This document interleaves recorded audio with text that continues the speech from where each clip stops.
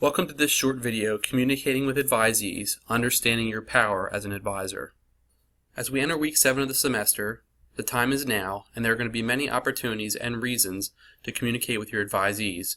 But first, let's take a moment to review the value of advising and your powerful role as an advisor. Let's remember that advising is teaching, and that as an advisor, you are perhaps the most powerful student success influence outside the classroom teacher. Your job as an advisor is much more than just helping students to develop their schedule. As an advisor, you're in a position to teach aspects of many important topics, including goal setting, professional development, and the personal traits that are needed for success. And it's also important that we're mindful of our communications. What we say and how we say it does matter. And this is important because many of our students have little experience with higher education. Many of our students doubt themselves as students. And many of our students lack healthy, help-seeking behaviors. But we can influence and change all that just by doing our job as advisors.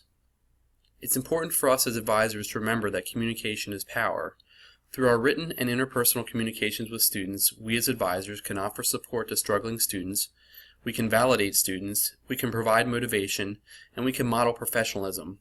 All these elements are vital for our students to be successful and also for them to continue to grow as emerging professionals. As we get into the next few weeks of this semester, there are going to be many opportunities for you to apply this power as an advisor. First and foremost will be relating to registration. Registration begins, as you may remember, on October 26th with priority registration for our military and veterans. Then on November 2nd, priority registration for our continuing students will begin. And then finally, on November 9th, registration will start for new students. You can also apply your power as an advisor through the FS 100 and 102 assignments.